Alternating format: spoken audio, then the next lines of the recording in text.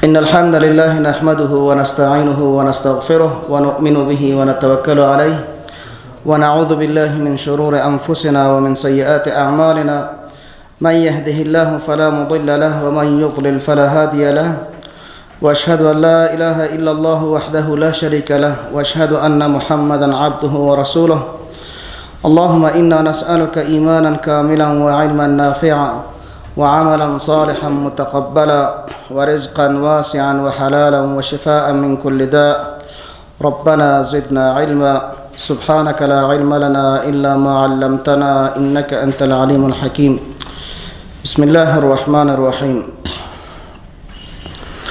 لن تنالوا البر حتى تنفقوا مما تحبون وما تنفقوا من شيء فإن الله به عليم مناسبت ای آیات با آیات‌های گذشته ای است که در آیات گذشته اهل کتاب دعوای ایمان را کردند، دعوا کردند که مؤمنین اصلی ما هستیم. در دنیا هم ما بنده های برگزیده الله هستیم و نیکی های آخرت هم از آن ما هست. و ایمان و نبوت تنها محصور به مسلمان ها نیست، بلکه ما هم مؤمن هستیم، ما هم مسلمان هستیم، ما هم صاحب کتاب هستیم. اما الله عزوجل بار بار به ما یاد کرد که این فقط امانیشان هست، این فقط امانیشان هست، آرزوهای پلید و باطلشان هست، آرزوهایی که شیطان به اینا وهم میکنه، وهمهایی که وسوسه شیطان هست، چیز دیگه نیست. پس الله عزوجل در اینجا میگه که اگر شما راستی هم ایمان دارین، راستی هم مسلمانین، راستی هم به اصل تورات باورمند هستین، به اصل انجیل باورمند هستین، پس لن تنالوا البر حتى تنفقوا مما تحبون، هرگز به بر به نیکی رسیده نمیتونین تا او وقتی که شما انفاق نکنین از آن چیزی که شما او را بسیار دوست دارین، او را شما بسیار دوست دارین. اهل کتاب از پیغمبر صلی الله علیه و سلم چند سوال کردند و گفتند که بر و نیکی چیست؟ آیا بر و نیکی همی هست که فقط شما میگین ما در بر و نیکی نیستیم؟ دومی که اسرائیل یعقوب علیه السلام چی چیز را بالای خود حرام کرده بود و وجه حرمتش چی هست؟ چرا او را حرام کرده بود؟ و همی قسم شما در مورد تورات چی میگین؟ الله عزوجل یکا از این چیزهایشان جواب داد و از جمله سوالهایشان ای بود که آب مرد و زن زمانی که یک جا میشه دختر پیدا میشه و یا هم پسر. و چهارم سوالشان ای بود که اولین کعبه، اولین خانه، اولین قبله بیت المقدس هست و یا هم بیت الله، و یا هم بیت الله. الله عزوجل در خلال از این آیات همه این وهمهایشان را و این شبهات واردشان را که بالای وحی میکرد یکا جواب میده. لن تنالوا البر حتى تنفقوا مما تحبون، هرگز شما به نیکی رسیده نمیتانید تا او وقتی که انفاق نکنید از آن چیزی که شما او را بسیار دوست دارید. هرچی را که بسیار زیاد دوست داری برات بسیار شیرین هست، امور در راه الله انفاق بکو. در تأویل بر که نیکی چی هست مفسرین سه قول دارن. برخی میگه مراد از بر جنت هست، مراد از بر جنت هست. برخی میگه که مراد از بر عمل صالح هست. قول سوم مراد از بر طاعت هست، طاعت الله هست. و هرگاه مفسرین میگه اگر ما معنی سوم را بگیریم، طاعت را بگیریم، پس در طاعت دو معنی دیگه هر دوش داخل هست، هم جنت و هم عمل صالح. پس اگر شما میخواهید که با کمال اطاعت برسید، اطاعت امیز که از پیغمبر باید شما اطاعت کنید. اما پیغمبری که پیشگوییش در تورات شما هم آمده بود، در انجیل هم آمده بود، پس از او پیغمبر شما اطاعت کنید. لن تنالوا البر، هرگز شما به کمال اطاعت نمیرسید. با اطاعت درست، عمل صالح، جنت رسیده نمیتونین حتی تا اینکه تنفقوا، خرچ بکنید، مما تحبون، از آن چیزی که شما بسیار زیاد دوست دارید. هر چیزی که برات بسیار زیاد قابل محبت هست، دوستش داری، اگر میخواهی در راه الله و میخواهی اطاعت داری از الله و پیغمبر، امور در راه الله مصرف بکن. امور که تو برات بسیار محبوب هست، دوستش داری، امور برای الله مصرف بکن. حتی تنفقوا، حسن بصری میگه که مرادش زکات فرض هست. اما علامه زمخشری در تفسیر کشاف میگه که لن تنالوا حقیقت البر حتی نفقتم من اموالکم، شما هرگز به بر رسیده نمیتونین تا او که خرج کنید از مالهایتان. التي کنتم تحبونها، اما مالهایی که شما او را بسیار دوست دارید و او را شما پیش خود خزانه میکنید و به خاطر از او با مردم جار و جنجال دارید، مباحثه و مناقشه دارید، اما را شما خرج بکنید. بله، آن چیزی که شما خرج میکنین ای مردم، در عموم فکرتان باشه که او در حقیقت به الله قرض دادن هست و از پیش الله ذره از او کم نمیشه. و ما تنفقوا من شیء، و هر آن چیزی که شما انفاق میکنین در راه الله، فإن الله به علیم، پس الله عز و جل به حقیقت از او دانا هست. پس اگر به معیار شریعت دور یا نبود، نیت درست بود، اخلاص بود، یقین داشته باشین که الله عز و جل او را براتان در آخرت علی الاقل یک برده میده.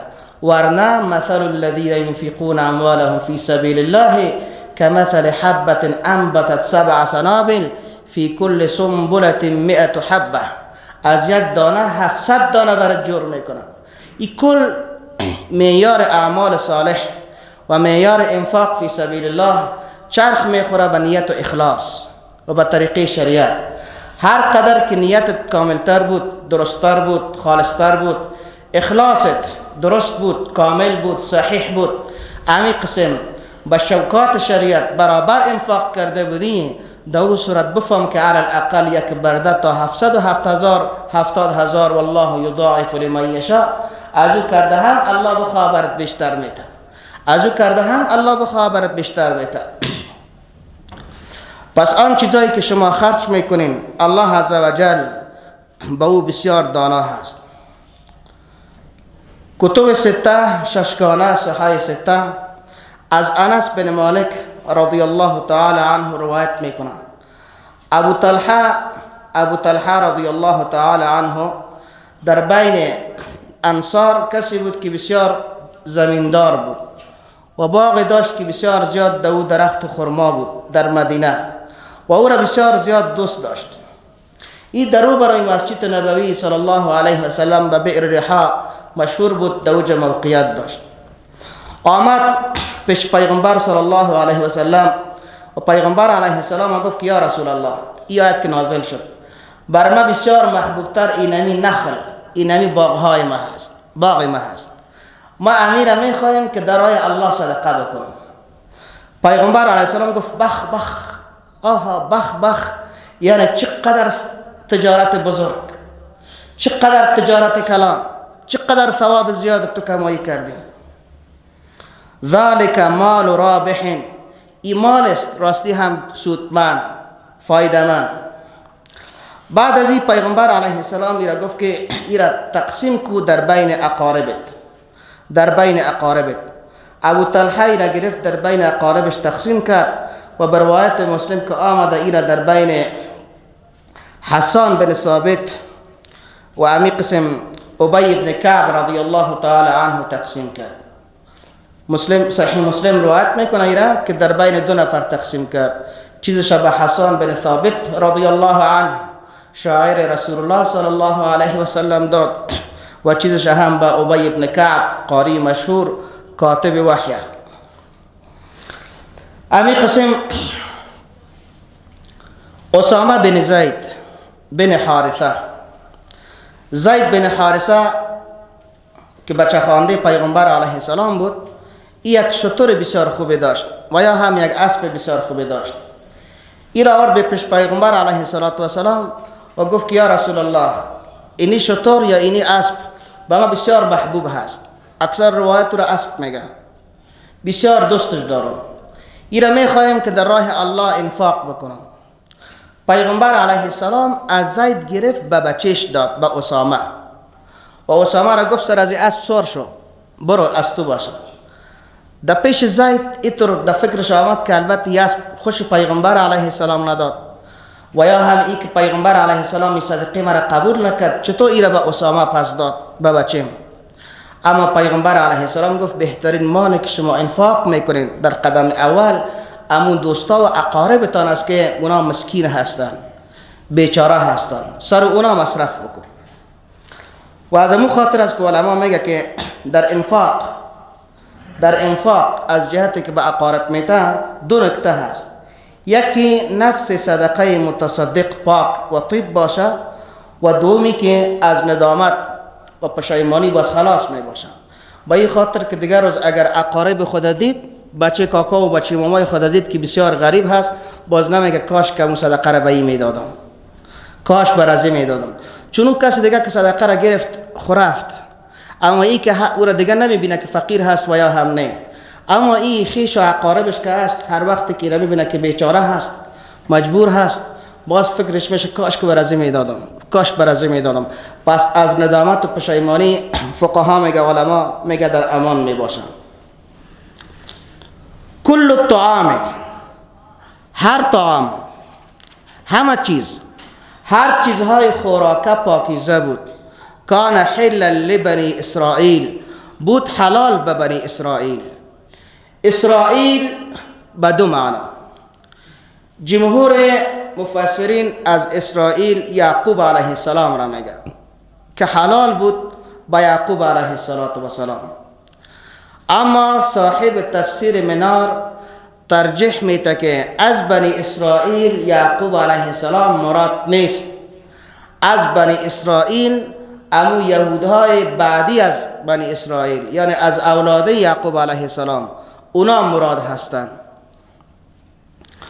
کل الطعام کان حلا لبنی اسرائیل الا ما حرم اسرائیل. گپ سر از اسرائیل هست، الا مگر آن چیزی که حرام کرده بود اسرائیل. پس این اسرائیل کی هست؟ جمهور میگه که این اسرائیل مرادش یعقوب علیه السلام هست. اسرا بنده، ایل خدا، مثل که ما در عربی عبدالله میگیم، بنده عابد خدا، بنده محبوب خدا.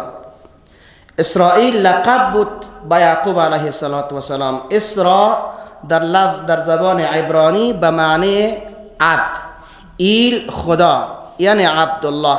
اسرائیل بالای خود حرام نکرده بود من قبل ان تنزل التوراة، پیش از این که تورات نازل شود. چی معنا؟ اگر ما این را اسرائیل میگیریم به این معنا که دو وقتی که یعقوب علیه السلام بالای خود شیر شتر حرام کرد و یا هم گوشت شتر حرام کرد، دو وقت خود تورات نبود، تورات نازل نشده بود. تورات صدها سال بعد از او، قرنها بعد از اسرائیل علیه السلام یعنی یعقوب علیه السلام بالای موسی نازل شد. دو وقت نه توراتی بود و نه هم موسی بود. پس شما چطور میگن که اسرائیل این را سر خود حرام کرده بود؟ سخنی از کسانی که از اسرائیل یعقوب علیه السلام میگن که یعقوب علیه السلام به مرض عرق النساء پایدردی به این کال به نام سیاتیک ما برش میگیم در طب امروز، پس به این چی شده بود؟ گرفتار شده بود. نظر کرد که هرگاه از این مرض اگر خوب شوم باز بهترین چیز را که من دوست دارم او را دیگه به خاطر خدا نمیخورم. و چیز را که بسیار دوست داشت او شیر شتر و گوشت شتر بود. بعد از اینکه از این مرض شفایاب شد باز دیگه گوشت شتر و یا هم شیر شتر دیگه نخورد.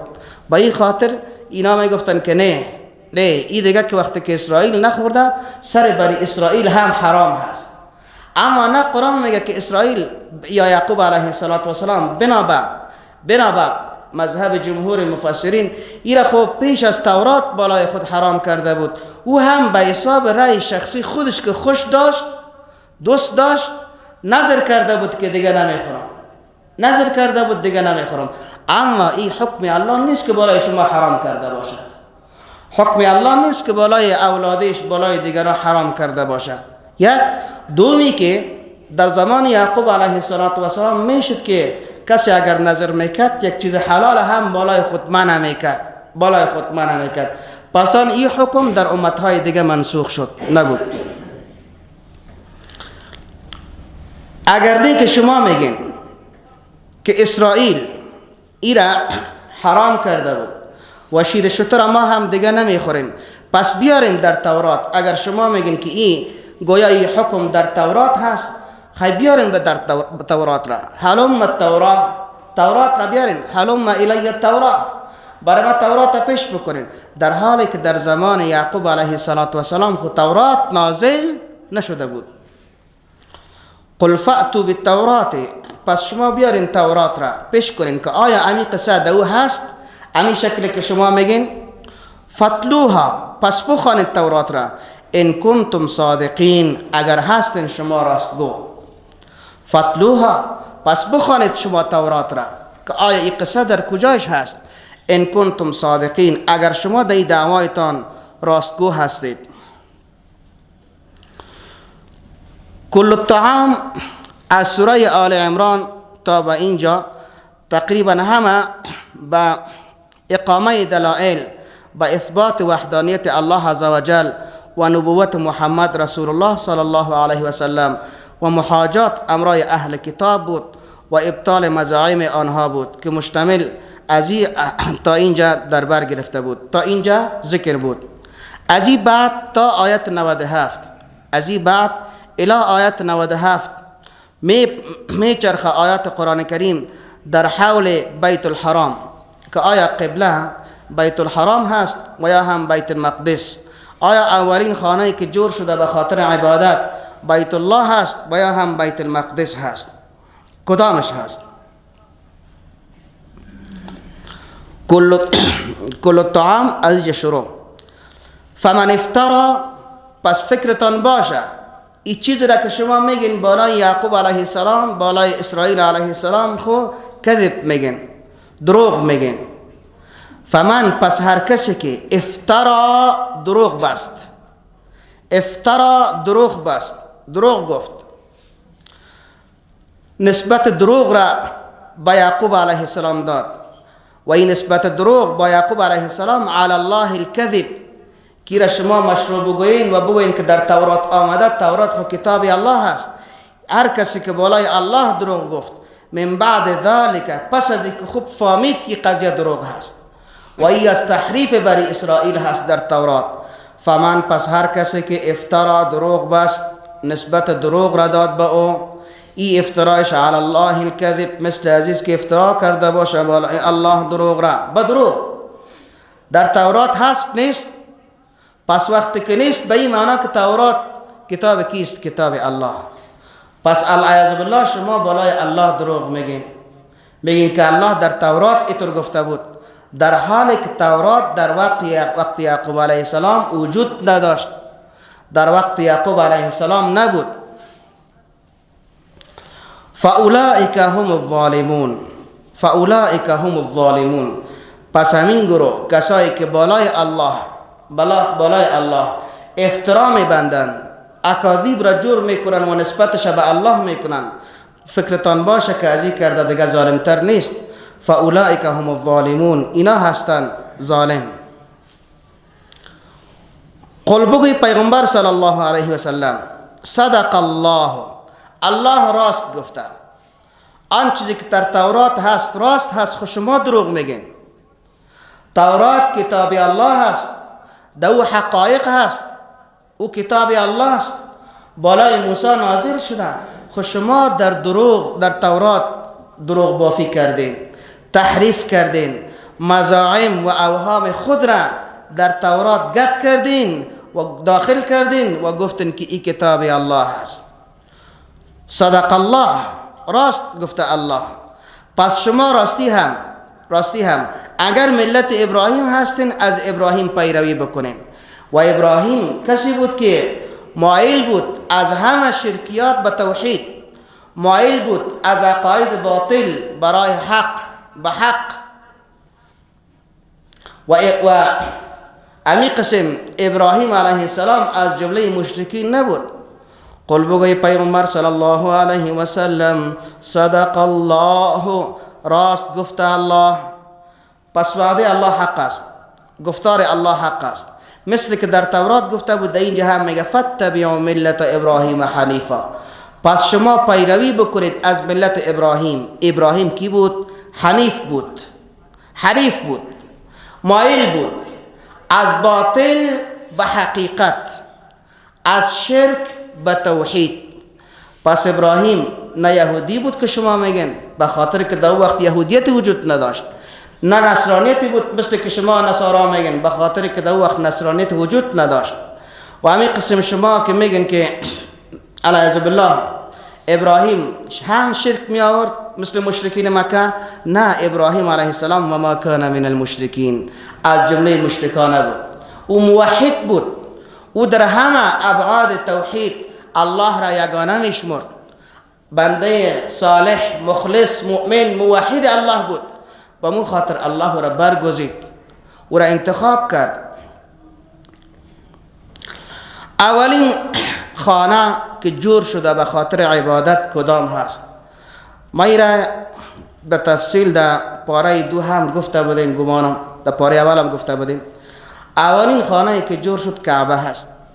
و کعبه را گفتیم که الله عزوجل عین کمی کعبه هست با می موازی در آسمان، در بالای آسمان هفتم در زیر عرش به نام بیت المعمور جای هست.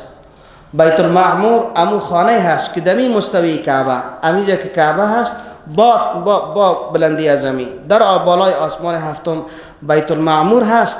به می اندازه، به می میار، به می تهداب کی هست؟ به می 9 متر و 12 متر به می اندازه در بالا هست. پس او به خاطر عبادت و به خاطر طواف ملائکه هست. اولین کسی که تهداب خانه کعبه را من گفتیم ملائکه بود. بعد از او باز آدم علیه السلام را ملائکه نشان داد و آدم علیه السلام گذاشت. بعد از او که در زمان نوح علیه السلام سیلاب آمد و بالاخره دنیا را سیل خراب کرد، باز ابراهیم علیه السلام تهدابش امان که باقی قصه شده اونجا کرده بودیم. پس مشرکین میگفت، پس یهود میگفت که نه، اولین خانه ای که به عبادت خدا جور شده او بیت المقدس، مسجد اقصا هست. مسجد اقصا در بیت المقدس هست. قرآن میگه نه، شما غلط میگین. بیت المقدس 1005 سال قبل از میلاد توسط سلیمان علیه السلام تأسیس شد. بیت المقدس در سال 1005 قبل از میلاد، در سال 1005 قبل از میلاد توسط سلیمان علیه السلام تهداب گذاری شد. اما این بیت الله، خانه کعبه، اول توسط ملائکه، باز توسط آدم علیه السلام، باز ابراهیم و اسماعیل و می قسم مانده تا وقت قیامت هست. زمانی که دنیا کلش خراب میشه، نزدیک به قیامت میشه، برخی روایت میگه که گویا حبشی ها یا پست ها این خانه کعبه را، روایت تاریخی هست، خراب میکنن. اونا به شکل که از پیش خانه کعبه استاد تا بحر جده، هر کدام از این فقط یک خشت و یک سنگ کعبه را میگیرن، مثل که یکی با دیگر خشت و گل پیش میکنن. با می قسم پیشکده هر سنگ و هر خشت ازی را گرفته در بحر میندازند. خانه کعبه در اخیر به می شکل. عالم علما پیشگویی میکنه که ممکن قیامت بسیار نزدیک باشه، چون یگانه کسایی که در مکه بسیار زیاد شده حبشی هاست، سیاه‌پوست هاست، گداها هم ببینم یا هستند، کسایی که تجارت میکنه و چیزی میفروشد دکاندار هم اینا هستند، به نهایت زیاد هست در حرم، اطراف حرم. ممکن والله اعلم که نمی زمین سازی باشه به یک وقت خانه کعبه هم توسط ازیاد چی شود؟ خراب شود. پس اولین خانه ای که وضع اول بیت، اولین خانه ای که وضع نهاده شده، جور شده للناس بر مردم، للذی خامخ اونمو خانه هست ببکه که در مکه هست، ببکه که در مکه هست. نامهای مکه یکی مکه هست، یکی بکه هست، یکی بیت العتیق هست. بیت العتیق هست که بیت العتیق خانه کعبه را هم میگن. امو خانه که به بکه هست، بکه مراد مکه هست. مبارکن ای پر برکت هست، وضع شده برای تبرک. به خاطر چی؟ که دایی عبادت الله میشه، دایی طواف صورت میگیره. و هدن و دایی رهنمایی است، هدایت است للعالمین برای مردم. چه قسم هدایت؟ در هر جای دنیا هست میگه این طرف باید نماز بخونه. کجا خانه کعبه؟ کجا میری؟ بیت الله میرم. با چی میری؟ به حج میری. اگر ده دفعه هم حج رفته باشه بان هم دلش از حج خلاص نمیشه، میلان قلبیش هم طرف هست. با وجود خوب بفهمه که پیسه ما انفاق ما که سر فقرا میکنم، سر دیگه میکنم، بیچاره هستن، اما بان هم دلش زیاد کش میکنه به کدام طرف؟ به طرف حج، به طرف بیت الله. بیت الله طرفش خود را انسان را، مسلمان را به طرفش کش میکنه. پس این مبارک هست، وضع شده به خاطر برکت. و هدن و هدایت هست، جایست که مردم همه را راهنمایی میکنه که با یک کعبه نماز بخوانیم، با یک الله موحد باشین، با یک الله باورمند باشین. قانون فقط از یک الله را بپذیرین بس. للعالمین، به کل عالمیان، از آدم تا خاتم، از آدم علیه السلام ابوالبشر گرفته تا خاتم صلی الله علیه و سلم. دای کعبه فیه آیات بینات، دای هست دلالت بسیار واضح، آیات دلائل بسیار واضح آشکار. معلوم میشه که خانه خدا هست. دای بعضی چیزهای خارق العاده شما میبینید که دیگه جا نیست. مکه‌ای که با مشکل آب آشامیدنی پیدا میکنه، ولی دو آب زمزم هست. آب زمزم که در بسیار مسافه کم آب برآمده و این آب که هیچ خشکی نداره، نه قحطی سرش تاثیر داره، نه خشکسالی سرش تاثیر داره، حتی که کل مردم میای از یک بشکه هم امرای خود میبرن، میخورن، مینوشن، غسل میکنن. حتی در اونجا وقت چای زمزم که بود سر خود مینداختن. بعد از این ببینی که از این آب در مدینه میره، حتی پایپ کش کردن تا مدینه، تا جده میره، کل سعودی را مانده که کل دنیا را آب میتن، اما هیچ دهی کم نمیشه. پس این بزرگترین نشانه قدرت الله در خانه کعبه نیست؟ زمزم، ماء زمزم. این کدام آب هست؟ امو آب هست که یک قطرش یعنی یک حصهش پاک میکنه 3000 آب که مملو از جراثیم باشه. یعنی اگر ما 1 لیتر آب زمزم را بگیریم، امرای 3000 آبی که ملوث به می قسم آلودگی ها باشه، مراد نجاست نیست، خب مراد میکروب ها هست، جراثیم هست.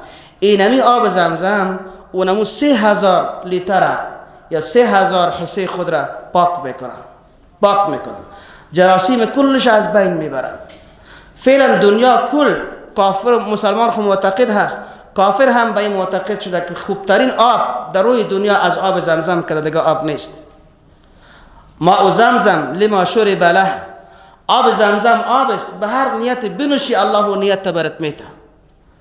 سیوطی رحمه الله میگه که وقتی که ما رفتم به حج، در اونجا که حج میکردم امی حدیث یادم آمد که ماء زمزم لما شرب له.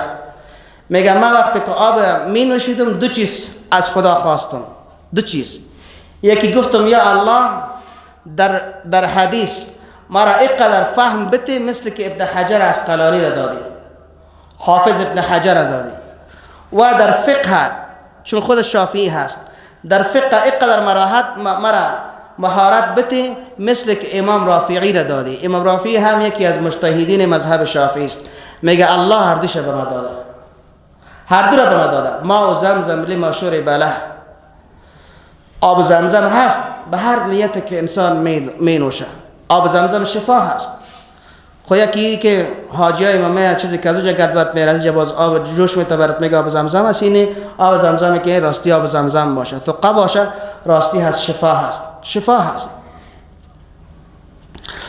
غیر آب زمزم دایی بینات واضح هست. مقام ابراهیم هست، امو جای پای ابراهیم علیه السلام هست. ابراهیمی که سر از سنگ استاد بشد، خانه کعبه را بلند میکرد. در اخیر پاره اول که گفتیم و اذ یرفع ابراهیم القواعد من البیت و اسماعیل ربنا تقبل منا انک انت السمیع العلیم. و ببینین که مقام جای پای از ابراهیم تا حال مانده، خراب نشده. و تا وقتی که کعبه هست این مقام ابراهیم هم هست. مقام ابراهیم تا زمان خلافت حضرت عمر رضی الله تعالی عنه از دیوار کعبه فقط به اندازه 1.5 متر فاصله داشت. 1.5 متر. در زمان خلافت حضرت عمر رضی الله عنه که مسلمانان الحمدلله تعدادشان زیاد شد، به حج زیادتر می آمدن، به خاطر که طواف از اونجا که تیر می شدن مشکل بود، باز در زمان خلافت عمر رضی الله تعالی عنه این کمک دیگه هم پشت سر بردن، یک ذره دیگه هم پشت سر بردنش تا که جای طواف آله هم از اونجا اگر طواف بکنه از بین میخواه که از بین مقام ابراهیم و کعبه بگذره تیر شود، با مشکل در بیربار تیر میشه که وقتی که مراسم حج باشه یا عمره زیاد باشه. حالا خدا این روزا به خاطر کرونا که 2-3 سال یک بانه شد دیگه تا هم تو فرصت مانده. پس این مقام ابراهیم است دیگه. و از معنویات از چی هست؟ و من دخله کان آمنا، و من دخله کان آمنا. و هر کسی که داخل خانه کعبه شد او در امان می باشه، او در امان می باشه. و من دخله کان آمنا، هر کسی که داخل خانه کعبه شد در امان هست. حتی قاتل پدرت، قاتل برادرت که واجب القصاص هست، باید کشته شود، اما در داخل حرم سرش زده نمیتونی، در پیش کعبه سرش زده نمیتونی. با شکل او را مجبور میسازی تا که بیرون بره، قصاص ازش باید در بیرون گرفته شود. و من دخله کان آمنا، کسی که داخل خانه کعبه شد در امان هست. ولله علی الناس، و خاص برای الله هست، بالای مردم چی لازم هست؟ حج البیت. حج در لغت به معنی قصد کردن گفته بودیم و در سپاره دوم و اتم الحج والعمره لله انواع حج را مفصل اونجا بحث کرده بودیم. حج البیت قصد کردن خانه کعبه هست. خوب کی؟ من استطاع، من به کسی که استطاع توانمندی داشته باشه، الیه برفتن به کعبه، سبیلا از زاد راحله، زاد راحله پوری داشته باشه که برای مصرفش تا حج رفتن و آمدن او را بکشه، و پوری داشته باشه که در خانه خود بانه تا که میره و میایه خانهش گداییگر نشه، فقیر نشه، از کسی قرضدار نشه. و خودش هم زمانی که میره یکی خویست که کیسه بود پولش بزنه او جدا، اما در غیر از این قدر پول امرایش داشته باشه که بره و بیایه مصرفش شوه. در حج باید دست گدایی به کسی پیش نکنه. و من کفر، و هر کسی که اگر انکار کرد، کفر را ابن عباس رضی الله عنه بجحده تعبیر میکنه. ابن عباس و مجاهد میگه که و من کفر و من جحده، کسی که انکار کرد از فریضه حج او کافر هست. با این خاطر در اینجا لفظ کفر را آورد. فإن الله غنی، پس هر آینه الله بی پروا هست، بی نیاز هست، غنی هست. یا ایها الناس انتم الفقراء الى الله عن العالمین، از کل مخلوقاتش. و کسی که از فریضه حج انکار ورزید کافر هست. امام نسائی به سند صحیح از پیغمبر صلی الله علیه و سلم روایت میکنه که سلیمان بن داود هرگاه که بیت المقدس را جور کرد، از الله خواست چند چیز را، سه چیز را خواست. سأل الله، خواست از الله عزوجل حکم را که الله بر ما حکم یعنی پادشاهی بده. الله عزوجل برش داد. و از الله عزوجل ملک خواست، برش داد.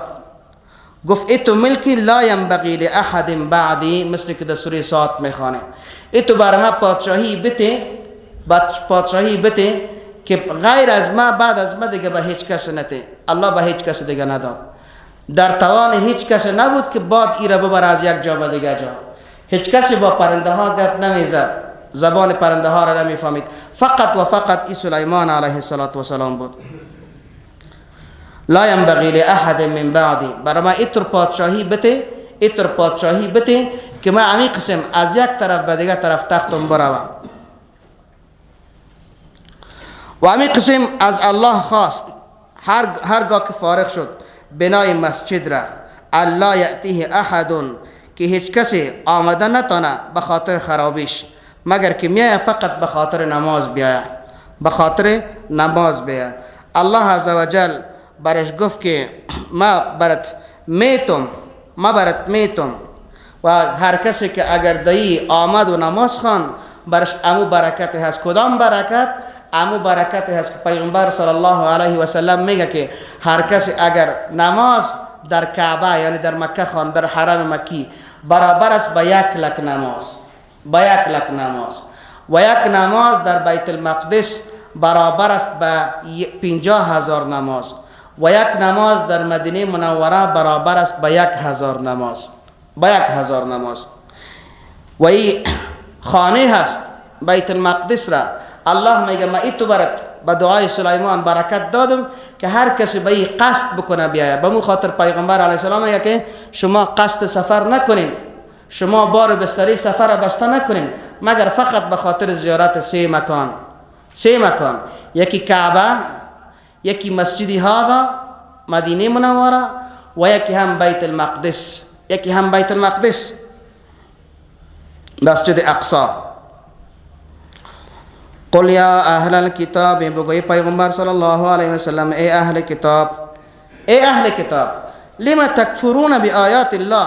این کل چیز را که بیان کرد خو آیات الله هست، احکام الله هست، در تورات هم آمده بود، قرآن هم او را تایید کرد.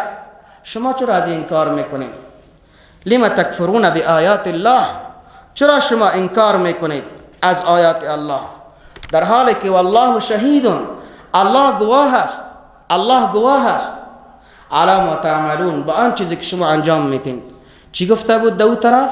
شهد الله انه لا اله الا هو والملائکه و اولو العلم قائم بالقسط. نسبت شهادت که به الله شود، با چیزی که الله گواهی بده، شاهدی بده. شاهدی الله چه قسم می باشه؟ هیچ کسی نیست که شاهدی الله را رد بکنه، بلکه ملائکه، پیامبران و همه مردم، همه مخلوقات دنبال شاهدی الله می روند و الله شهید هست، گواه هست علی ما تعملون، با آن چیزی که شما انجام میتین. قل بگوی پیغمبر صلی الله علیه و سلم یا اهل الكتاب، ای اهل کتاب، اگر شما هم راستی پیرو تورات هستین، پیرو مکتب ابراهیم هستین، پیرو مکتب اسرائیل علیه السلام هستین، پیرو مکتب موسی علیه السلام هستین، لما تصدون عن سبیل الله، چرا مردم را از راه الله منع میکنید؟ چرا مردم را از راه الله منع میکنید؟ و تبغونها عوجا، و ایرای الله را به مردم کج معرفی میکنید. تبغونها عوجا را اگر کلمه ترجمه کنی باز درست به مفهوم آیت نمیفهمیم. خواه اینطور میگیم که تبغونها عوجا، راه را کج میخواهید، راه دین الله را کج میخواهید. شما کج طلب هستید، یعنی راه خدا را به نظر مردم کج نشان میدید، کج معرفی میکنید. به این تبغونها عوجا اینطور. اگر نه که تحت لفظی کلمه بگوییم باز مفهوم آیت از پیش ما گنگ میشه. قل بگوی پیغمبر صلی الله علیه و سلم یا اهل الكتاب، ای اهل کتاب، لما تصدون، چرا شما مردم را منع میکنین عن سبیل الله، از دین خدا، از راه الله، از اتباع پیغمبر، از پیروی قرآن، از ایمان آوردن به محمد رسول الله صلی الله علیه و سلم، در حالی که آیا پیشگویی و بشارت محمد رسول الله صلی الله علیه و سلم در تورات بود یا نه؟ بله بود. چرا پنهان میکنید؟ چرا مردم منع میکنید که به پیغمبر ایمان نیارین؟ لما تصدون عن سبیل الله؟ من آمن، کسایی که ایمان آوردن، تبغونها عوجا، و شما این دین را، دین الله را به مردم کج معرفی میکنین. در این دین کجی میپالین، در خمیر مو میپالین، در خمیر مو میپالین. شما دین الله را به مردم کج معرفی میکنین، در حالی که هذا صراط مستقیم، این راه راست هست. دین الله دین راست هست. این کج معرفی کردن شما دین الله را هیچ جایی را نمیگیره. روسیا و خجل خودتان میشه و بس. در حالی که و انتم شهدا، و شما خوب گواه هستین که راه الله راست هست. راه الله راست هست و این پیغمبر امو پیغمبر هست، محمد رسول الله خاتم النبیین، که بشارتش، نشانهاش، پیشگویی از این الله عزوجل در تورات کرده بود، در انجیل کرده بود. و از پیغمبر ما، از موسی علیه السلام که اهل کتاب را میگن، و همین قسم از هر پیغمبر دیگه تعهد گرفته بود، میثاق گرفته بود، و هر پیغمبر از امتش میثاق گرفته بود که لتؤمنون به ولا تنصرونه، لتؤمنون به ولا تنصرونه، که خامخا به این پیغمبر ایمان میارین و حتما این پیغمبر نصرت میکنین اگر شما یافتینش. هر پیغمبر الله ازش تعهد گرفته بود و همین قسم پیغمبرا از امت خود که اگر ما نبودیم، شما بودیم و این پیغمبر آخر زمان آمد، لتؤمنون به ولا تنصرونه، قال اقررتم و اخذتم علی ذلکم اسری، گفت که آیا اقرار کردین و اخذتم علی ذلکم اسری، گرفتین ما از شما و شما از ما این تعهد؟ بله، تعهد جانبین بود. و انتم شهدا وما الله بغافل عما تعملون، و نیست الله غافل از آن چیزی که شما انجام میدین. و انتم شهدا، همین طوری که شاهدا و گواها در اصل قضیه، از اصل قضیه خبر می باشه. قرآن کریم چه قسم یک دلیل معقول برای ما میده. یک کسی یک مشکل داره، میگه چطور هست مدعی و مدعا علیه است، میگه شاهد، یک کسی شاهدی میده. کی شاهدی میده؟ شاهدی کسی میده که از اصل قضیه خبر باشه، از اصل قضیه خبر باشه. در نکاح میگه شاهد روان کن، شاهد میره پیش دختر میگه که وکیل مهر یا وکیل نفس خود ما فلانی را گرفتم. پس شاهد از اهل قضیه خبر است که فلانی کس را چی گرفت، فلان دختر فلان کس را شاهدی وکالت مهر خود یا نفس خود گرفت. و انتم شهدا، و شما ای یهود از اصل قضیه خبر هستین که پیغمبر آخر زمان هست. مثل که شاهد از اهل قضیه خبر می باشه، شاهدی میته، شما هم از اهل قضیه، از اصل قضیه، از اینکه اینمی پیغمبر آخر زمان هست و اینمی دین حق هست. و انتم شهدا، حال کون شما که شما شاهد هستین، از اصل قضیه خبر هستین، ولی شما در چشم مردم خاک میزنین، با یک مشت پول ثمنا قلیلا شما دین الله را میخواین بدل کنین، تحریف بکنین. ولی فکرتان باشه که وما الله بغافل عما تعملون، الله از آن چیزی که شما انجام میدید هیچ وقت غافل نیست. دسائس یهود روان هست، ولی الله عزوجل با مسلمان ها میگه که یهود خو اینطور مرض قلبی داره، شک و نفاق داره و منافقین هم علیه شما تشویق کرد، تربیه کرد. مکتب نفاق را بر ریاست عبدالله ابن ابی ابن سلول پایه‌گذاری کرد، فقط به خاطر که با شما مخالفت بکنه. خب فکرتان باشه ای مسلمان ها، خبردار یهود خینمت خبث و خبائث داره. اگر شما پیروی کنید ولو از یک طایفه یهود را، امو طایفهش که تحریف کردن، امو طایفهش که ایمان نمیارن، ایمان ناوردن، فکرتان باشه که این پیروی از این طایفه یهود نتیجهش کفر هست، نتیجهش ایست که شما را از دین میکشه. یا ایها الذین آمنو، ای کسایی که ایمان آوردین، خبردار، ان تطیعوا، اگر شما پیروی کردید رفتین، فریقا طایفه را من الذین اوتوا الکتاب، از آنانی که داده شده برشان کتاب، چی یهود باشه و چی هم نصارا، اگر اونا که تحریف کردن و با کدام فریق هست؟ حالا ما چی بفهمیم کدام فریق هست؟ امون فریقی که تصدیق دین الله، دین محمد رسول الله را نمیکنه، امون فریقی که امون یهودی که با محمد رسول الله صلی الله علیه و سلم ایمان نمیاره، امون یهود امون نصارایی که قرآن را آخرین کتاب نمیدانه، محمد را آخرین پیغمبر نمیدانه، این امون فریق هست. پس فریق کدام نشانه خاص نداره که بگیم ما کل یهودا را خود نگفته، گفته یک طایفه از یهود. پس طایفه کی خواد بود؟ نه، این طایفه، این فریق امو کسی هست از یهود، از نصارا که اکثرشان هست امونایی که با محمد رسول الله صلی الله علیه و سلم ایمان ناوردن. پس از این جمله یهود عبدالله بن سلام برآمد. عبدالله بن سلام رضی الله عنه که یهود بود، با محمد رسول الله ایمان آورد. امی قسم نجاشی بر محمد رسول الله صلی الله علیه و سلم با وجودی که پیغمبر ندید تا آخر ولی ایمان آورد. و از همون خاطر ما علما، البته علما نجاشی را حضرمی میگن.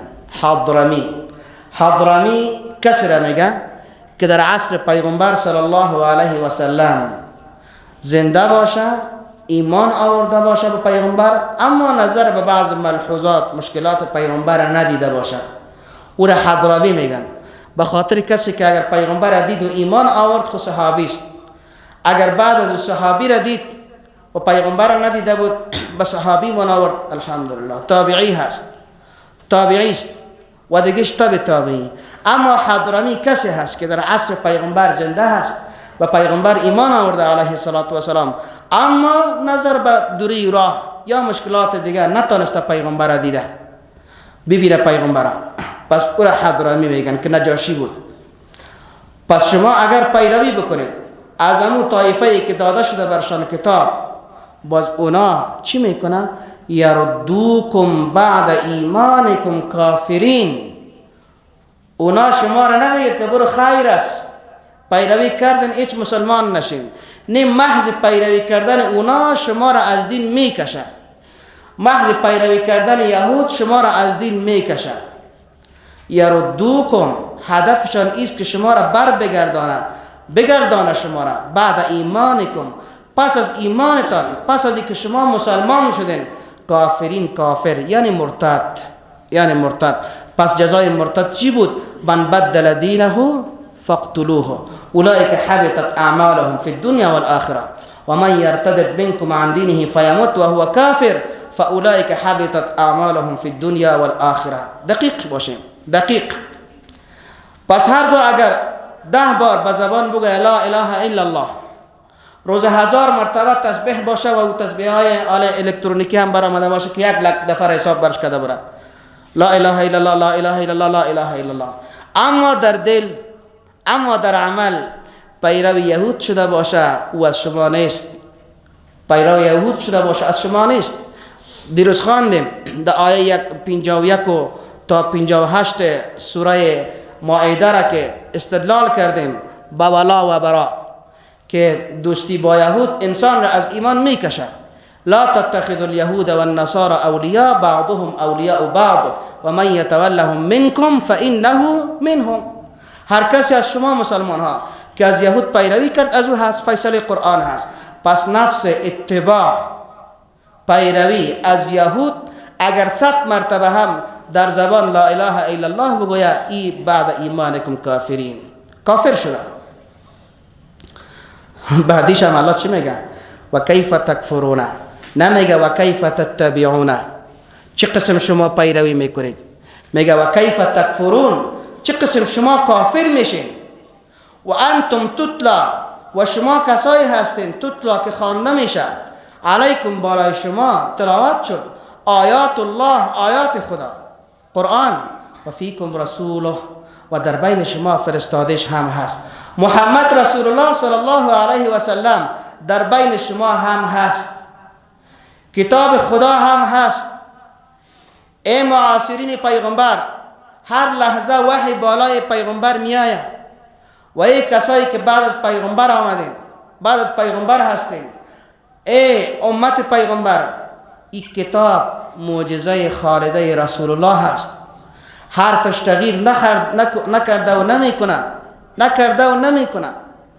از وقت عیسی علیه السلام تا پیغمبر علیه السلام نهایتا تا بعثتش 610 سال تیر شد. 610 سال تیر شد یا 611 سال. در 570 میلادی پیغمبر علیه السلام پیدا شده و یا هم 571. در 610 و یا هم 611 میلاد عیسی علیه السلام مبعوث به رسالت شده. در ظرف فقط 500 سال در 500 سال انجیل تغییر کرد. تورات از زمان عیسی علیه السلام تا موسی علیه السلام 1000 سال تقریبا بیشتر فاصله بود. در اون وقت تغییر دادن، تحریفش کردن. اما این قرآن تاله که تقریبا 1500 سال تیر شد، تقریبا 1500 سال تیر شد. حالا 1443 هست.